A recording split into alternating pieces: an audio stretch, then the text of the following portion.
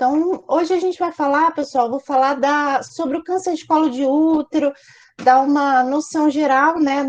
Não do que é, mas da etiologia, de alguns sintomas, e vou falar um pouquinho de algumas pesquisas que a gente faz no Banco de Tumores e DNA do Maranhão, alguns resultados que a gente tem de pesquisas relacionadas a esse tema, o câncer de colo de útero, certo? Então, a gente vai falar da sensibilização e combate ao câncer de colo de útero.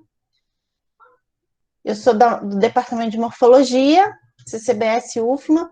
Então, a gente vai falar um pouquinho da epidemiologia, etiologia, incluindo fatores de risco, transmissão e a infecção, apresentação clínica e tratamento, prevenção e alguns trabalhos que a gente faz do nosso grupo, do Banco de Tumores, nosso grupo de pesquisa.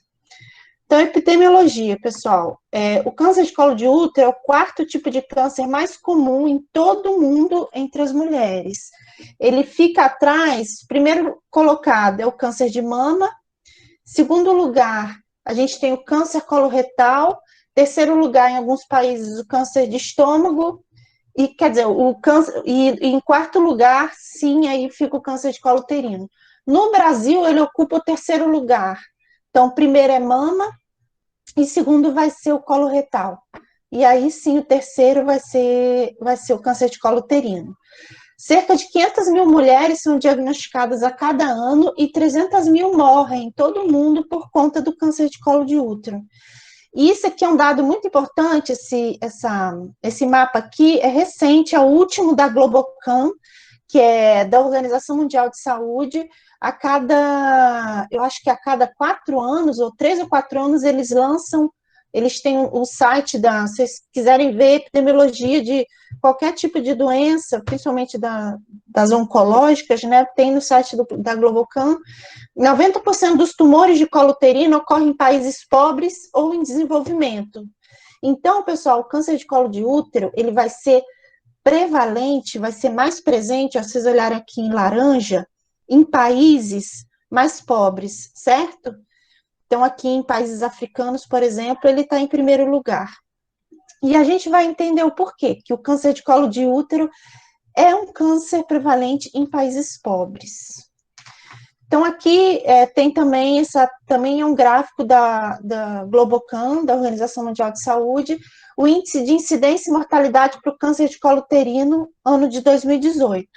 Então, aqui a gente tem, em primeiro lugar, África do Sul, em azul é a incidência, em vermelho é a mortalidade, certo?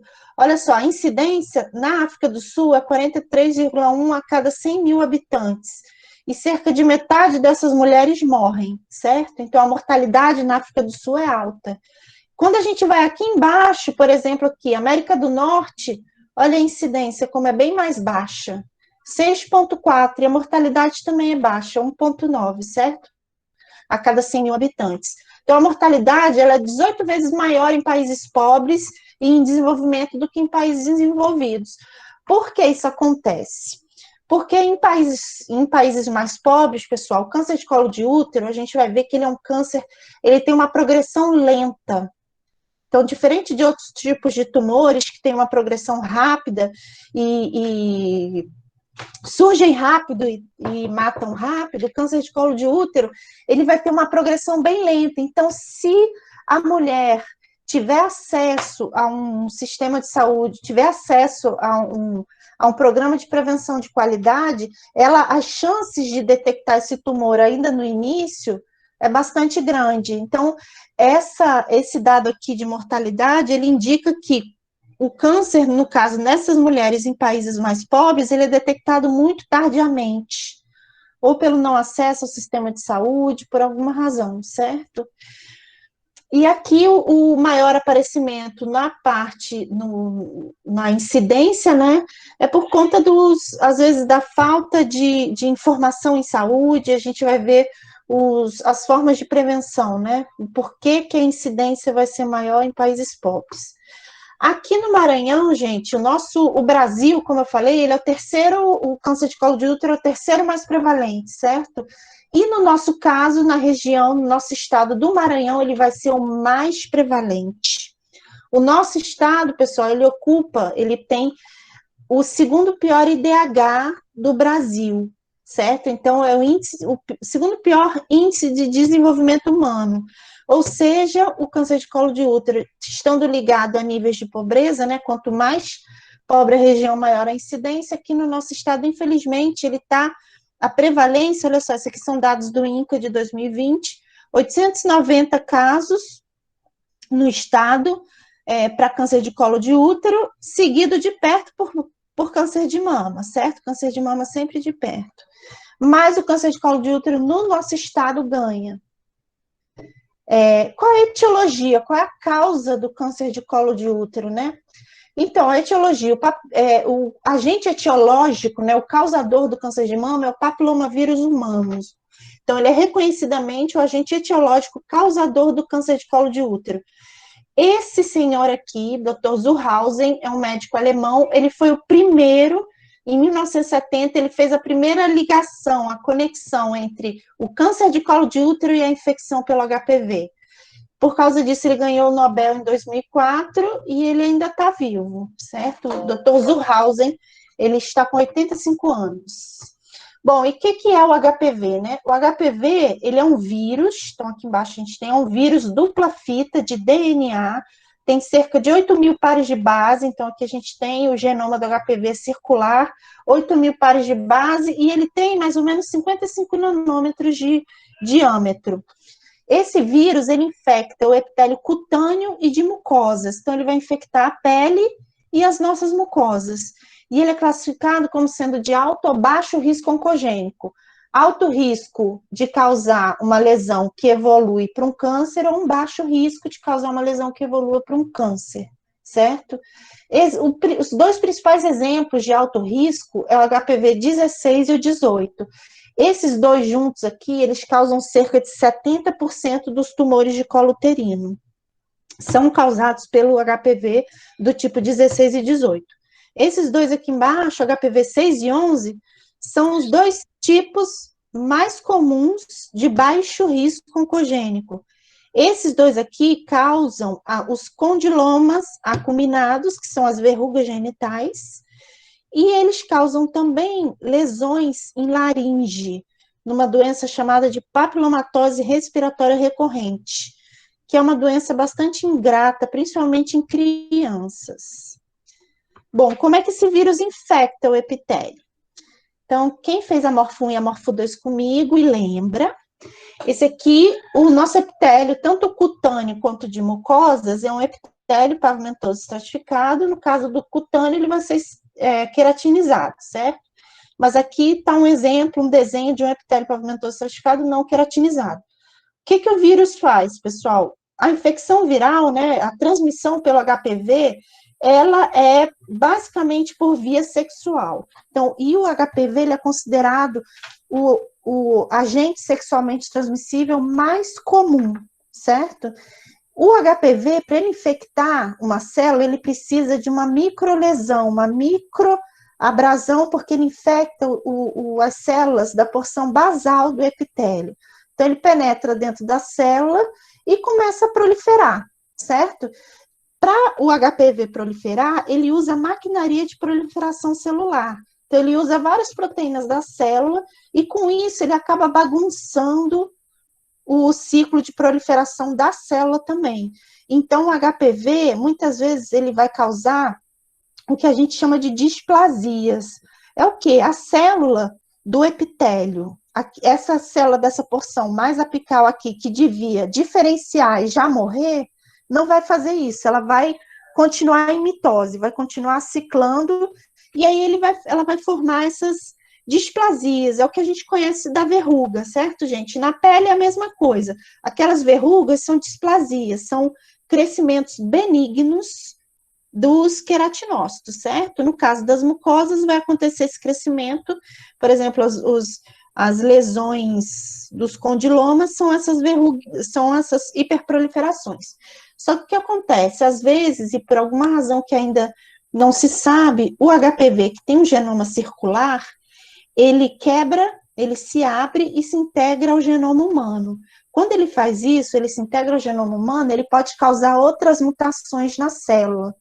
E ele tem também, pessoal, que eu não falei aqui, ele vai expressar essas proteínas aqui. Então, expressa essa proteína L1 e L2, que são proteínas do capsídeo viral, são proteínas aqui da capa do vírus, e ele tem expressa essas outras proteínas aqui. E1, E2, E3, E4, E5, E6, E7. A E6 e a E7 são duas proteínas que a gente chama de oncoproteínas, ou oncogenes. Esse prefixo onco, pessoal, quer dizer que ela é oncogênica, ela tem essa capacidade de transformação tumoral. Essas duas proteínas, elas vão inibir duas proteínas de ciclo celular, que são a P53 e a fosfo-RB, a proteína do retinoblastoma. São duas proteínas muito importantes que controlam o ciclo celular. Só que o HPV, ele consegue silenciar essas proteínas na célula humana. Então, a célula vai sofrer uma proliferação exagerada, e muitas vezes a integração do HPV ao DNA humano leva a outras mutações, e aí a célula se transforma numa célula tumoral. E aí, de uma displasia, a gente vai ter uma neoplasia, que é um câncer. E esse câncer, primeiro, ele é um carcinoma in situ, ou seja, um carcinoma ali local, não invasivo, mas ele, posteriormente, se não te retirar da lesão, ele pode se tornar um carcinoma invasivo, que é esse caso aqui, quando ele invade tecido conjuntivo. Bom, os fatores de risco. Então, sendo o HPV o fator, ele está presente em 99,9% dos cânceres de colo de útero, dos carcinomas epidermoides de colo de útero, que são esses aqui, certo? Quais são os fatores de risco para a infecção pelo HPV? Né, já descrito em vários trabalhos científicos. Início precoce da vida sexual, múltiplos parceiros, a não utilização ou uso irregular da camisinha. Então, tem relação que você não usa, tem relação que você usa, então isso, se você ficar alternando é melhor, então não que seja melhor não usar, mas dá no mesmo, entendeu?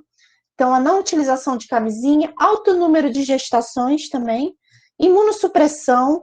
É muito comum encontrar indivíduos imunossuprimidos apresentarem verrugas e, consequentemente, às vezes, lesões, como indivíduos transplantados ou HIV positivos.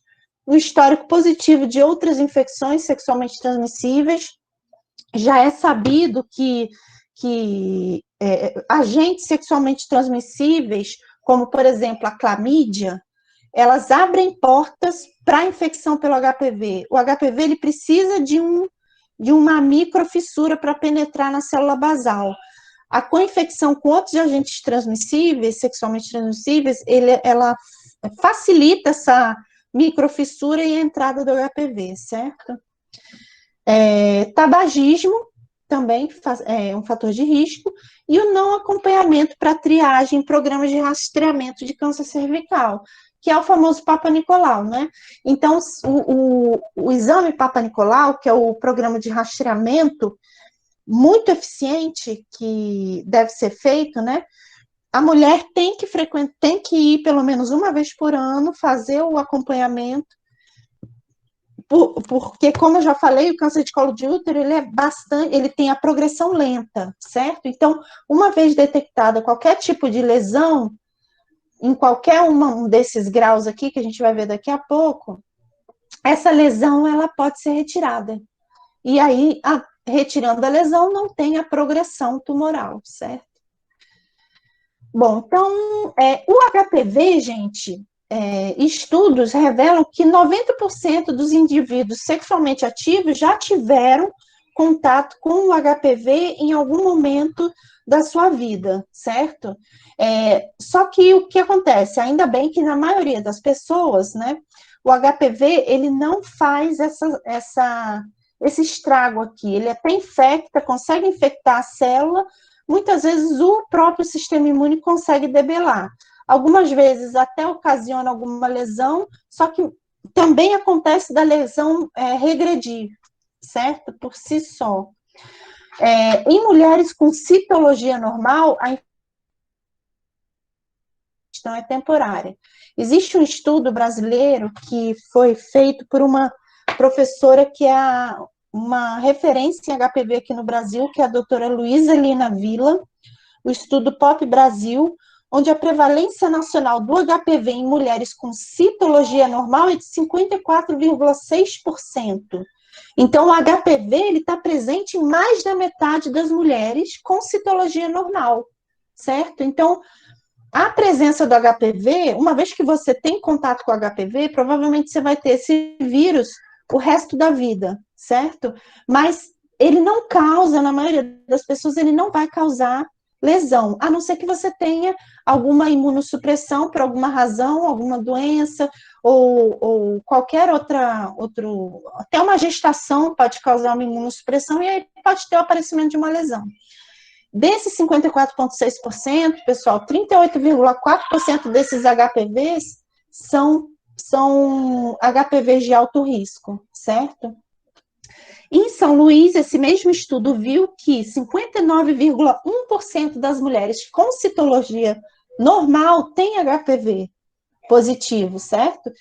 E desses, 38,6% eram de alto risco. E as infecções múltiplas, ou seja, vários tipos de HPV juntos, foram encontrados em 43,2% desse montante aqui.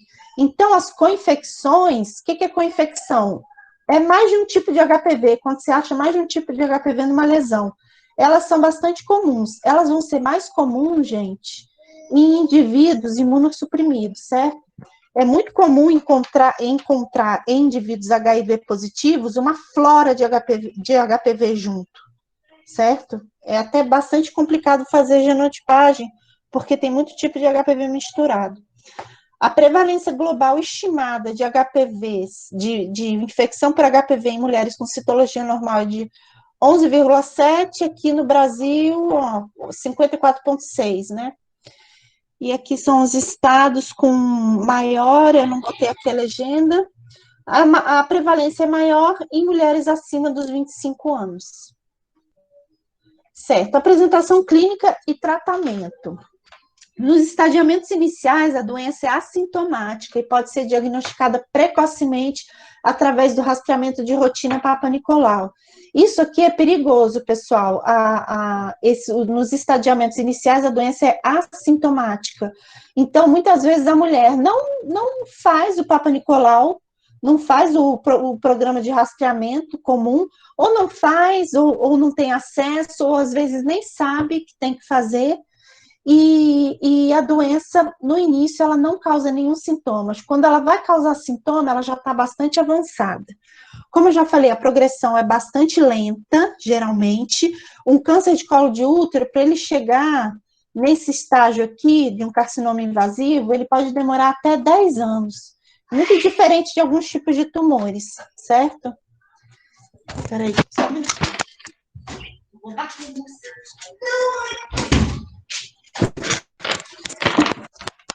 Gente, desculpa. Certo. E vamos lá. Então, quando os sintomas aparecem, pessoal, a doença já está bastante avançada. Os sintomas iniciais incluem dor e sangramento pós-coito, um sangramento anormal, dor na região pélvica, inchaço também nas pernas, dores nas costas, aqui é sangramento e dor na relação sexual, sangramento anormal na menstruação, menopausa, uma mulher em menopausa. Oi? Alguém quer perguntar? Não. Aqui um sangramento anormal, uma mulher na menopausa começar a sangrar é estranho. Aqui sangramento nas fezes e outras aqui dor abdominal e outros sintomas, né? Então, edema de membro inferior, dores na região ciática já vão sugerir invasão do tumor no assoalho pélvico, já sugere um carcinoma epidermoide invasivo. Fístula vésico-vaginal e reto-vaginal sugere invasão da doença na bexiga, no caso vésico-vaginal, e no reto, no caso da fístula reto-vaginal. O tratamento vai variar de acordo com a extensão da doença ao diagnóstico. Pode variar desde esterectomia radical, tirar o útero todo, né? e quimioterapia ou um dos dois, certo? Então, a doença vai ter um prognóstico, dependendo de quando ela for detectada, o prognóstico pode ser muito ruim. Bom, e a prevenção, pessoal? É muito melhor você prevenir do que tratar, né? E no caso do câncer de colo de útero, ela é uma doença altamente prevenível. Dá para prevenir, certo? Diferente de outros tipos de tumores, que muitas vezes você não tem como prevenir, né? A principal forma de prevenção é o programa de rastreio, que é o chamado Papa Nicolau, certo? Então, a classificação pelo Papa Nicolau, do exame Papa Nicolau utilizada, que a gente tem no esfregaço, é a classificação de Bethesda 2001. Então, o que é o Papa Nicolau? Um diagnóstico morfológico da infecção pelo HPV por meio de esfregaço cérvico-vaginal, a citologia oncótica, chamada também. É a estratégia preventiva mais utilizada na rede de atenção básica à saúde para o rastreamento de lesões pré-neoplásicas e neoplásicas do colo uterino, porque ela é indolor, baixo custo e eficaz, é muito eficaz. Ela é realizada em mulheres a partir dos 25 anos, é o que o Ministério da Saúde protocola, mulheres de 25 a 64 anos de idade. Na verdade, no final aqui, então, recomendações do Ministério da Saúde. O exame deve ser realizado, no princípio, de forma anual, e se os resultados forem negativos, os dois últimos resultados negativos, a critério médico, a mulher pode começar a dar intervalo de 3 anos para cada exame Papa Nicolau. Sempre o médico que vai decidir se ela pode, volta daqui a 2 anos para fazer o Papa Nicolau, ou volte o ano que vem, ou se der sempre negativo, né, a citologia der normal, a critério médico ele pode dar esse intervalo maior de 3 anos. E as classificações são essas aqui, pessoal, as mais utilizadas, né, a Bethesda, que é utilizada pelo Ministério da Saúde. Então, pode ser negativo para lesão intraepitelial ou malignidade. O ASCIOS ou ASCIH são células atípicas, mas que não tem evidência de malignidade, e tem o LCIL e o HCIL, que são os antigos NIC1, NIC2 e NIC3, certo? LCIL é uma lesão intraepitelial de baixo grau, que deve ser examinado mais de perto pela colposcopia, que é um método onde o médico, através de corantes, ele observa se tem ou não tem uma lesão ali, e ele pode retirar, fazer a cauterização no consultório mesmo. E o HCIL, que é uma lesão intraepitelial de alto grau, certo? E acima disso, a gente já tem um carcinoma escamoso invasor ou um adenocarcinoma. O adenocarcinoma, pessoal, o HPV tem uma certa participação, mas ele não é a única causa. O adenocarcinoma já envolve glândula, então é um pouco diferente. Mas a maioria dos carcinomas de colo uterino são desse tipo aqui mesmo, escamoso. Bom, outra forma de prevenção muito eficaz é a vacinação. Então, aqui no Brasil, a gente tem essas 3 vacinas aqui, a bivalente, quadrivalente e a nonavalente. A quadrivalente é que é dada pelo SUS, é fornecida pelo SUS. Então, ela vai pegar esses 4 tipos virais, por isso ela é chamada de quadrivalente. Comercialmente, quem fez ela foi a Merck e é o Gardasil, certo? Pega os tipos 6, 11, 16 e 18. 6 e o 11 são os 2 de baixo risco, que causam os condilomas genitais e a papilomatose respiratória, e o 16 e o 18, que causam 70% dos tumores de colo de útero. Então, o Gardasil, que é dado pelo SUS, pega esses 4 tipos aqui mais comuns. O Cervarix, ele é dado no particular, mas ele só pega os 2 tipos de alto risco, o que já é legal, né? O que já é importante. E existe essa vacina aqui, que é a mais nova, chamada de nonavalente. Essa vacina aqui só é dada no particular. Da mesma, também é da Merck, só que é o Gardasil 9. Além de pegar esses 4 tipos virais aqui, pessoal, ainda pega esses 5 aqui, o 31, 33, 45, 52 e 58. Esses aqui, junto com o 16 e o 18, vão proteger contra 90% dos HPVs que causam câncer de colo de útero. Então, essa vacina aqui é o que já está na saúde pública dos países europeus, certo? Esperamos que venha para a gente também, né? Mas, por enquanto, está quadrivalente, o que já é ótimo, né?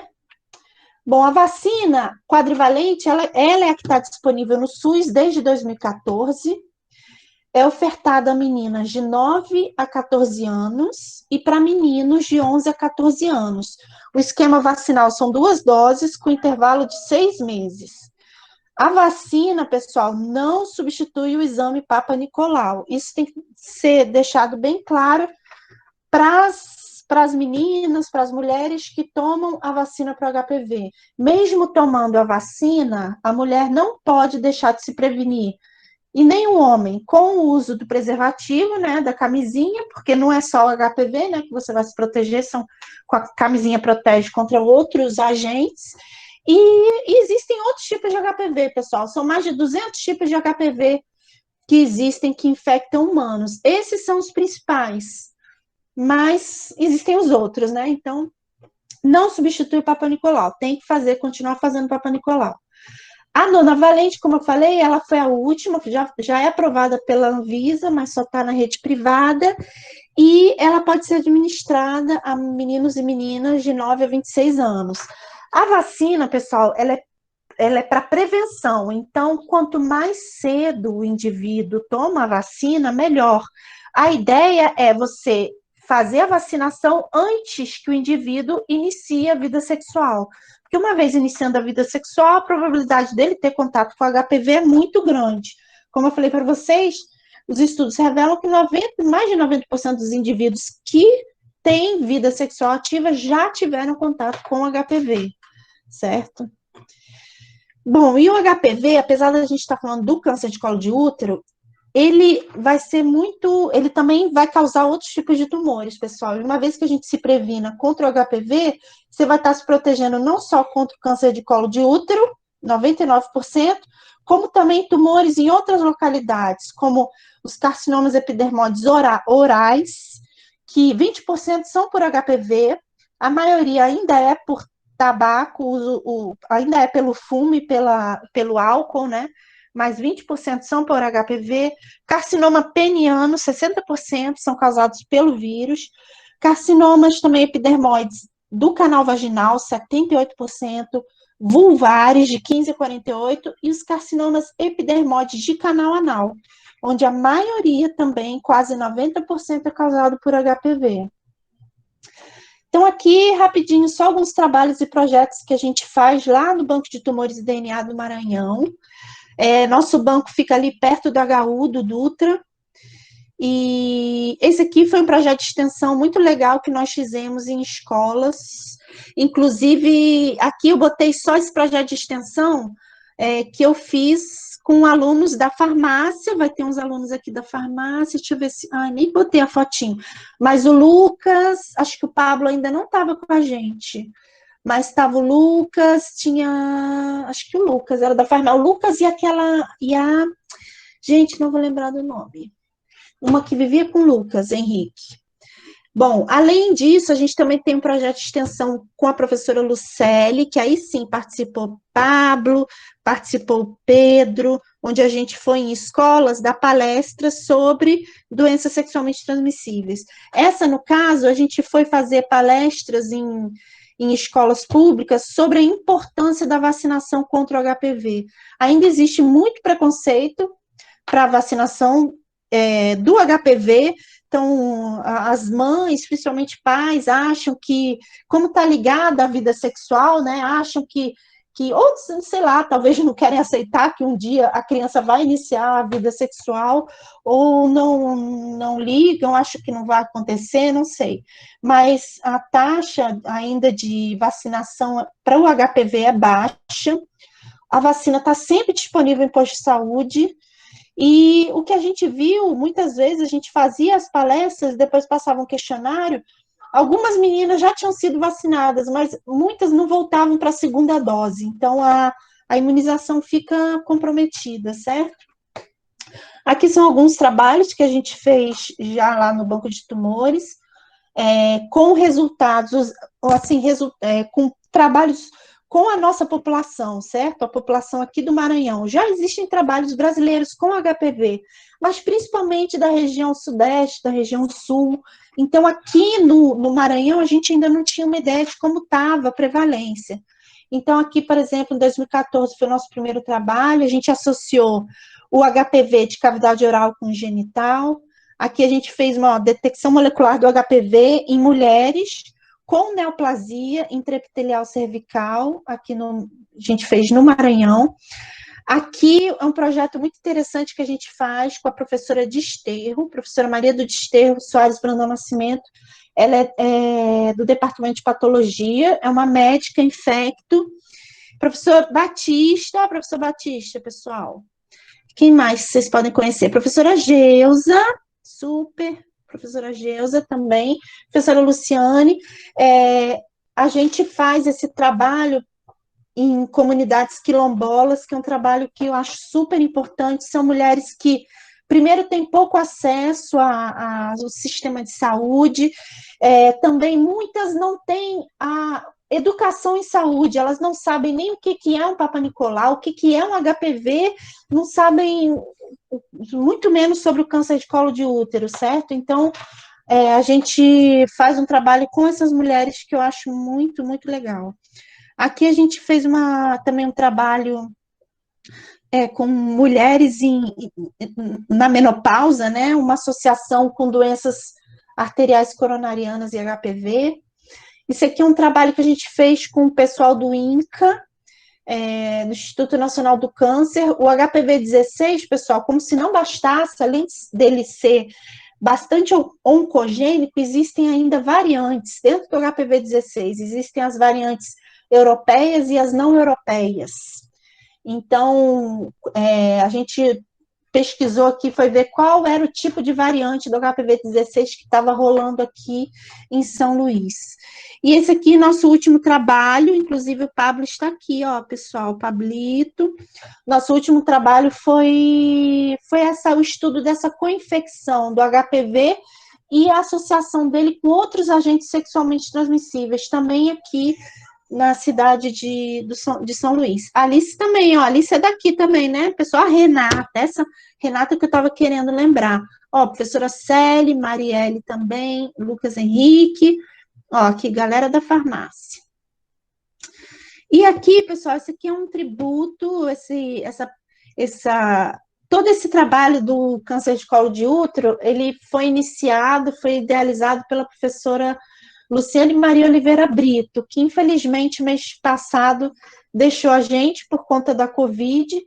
Ela foi uma das fundadoras do Banco de Tumores DNA do Maranhão e infelizmente não está mais com a gente, mas ela vai ser lembrada sempre, né?